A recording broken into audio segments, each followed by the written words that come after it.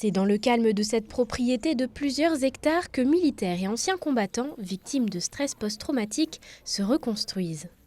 Depuis janvier, les membres de la maison Athos, cœur de Savoie, ont quitté leurs anciens bâtiments situés à Aix-les-Bains pour le château de la Tour du Puy à Coise, Saint-Jean-Pied-Gaultier. Les membres apprécient particulièrement le calme et l'espace extérieur qui vraiment appelle à la reconstruction, au retour à la confiance en soi et qui permet plein d'activités qui vont permettre aux gens de pouvoir se reconstruire.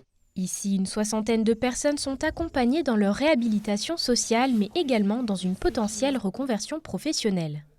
Les membres peuvent donc être accompagnés par des professionnels du social sur le plan psychique, dans leur projet de vie, mais également dans des démarches plus administratives. Bilal est membre de la maison Athos. Il est en congé maladie ici suite à un stress post-traumatique causé lors d'une mission à l'étranger. Et pour lui, comme pour beaucoup, l'un des challenges a été de faire le deuil de son métier de soldat. C'est une identité, c'est une manière de vivre, une manière de se lever, et plus qu'une manière, c'est une raison. C'est-à-dire qu'on forme c'est un savoir-être qui vise à tout est pensé à être utile. En fait, tout est pensé pour comment est-ce que moi je me vois, comment je peux être utile, comment je peux servir mon peuple, ma nation, mes missions, comment est-ce que au quotidien je peux trouver du sens à travers ce que je fais.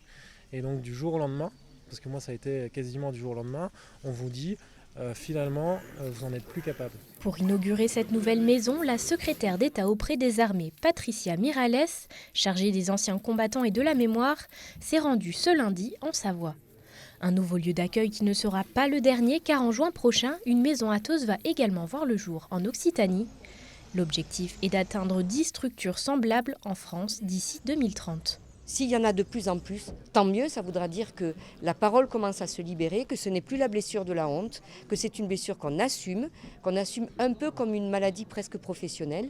Eh bien, il faut qu'on le dise et on sera là pour répondre. En tous les cas, le ministère des Armées, avec le ministre Sébastien Lecornu, on est prêt à aller jusqu'au bout des choses. C'est la mission que nous a confiée le président de la République. Cet accompagnement gratuit, personnalisé et de proximité se déroule dans un environnement non médicalisé et permet aux anciens combattants et militaires d'avoir un suivi à vie.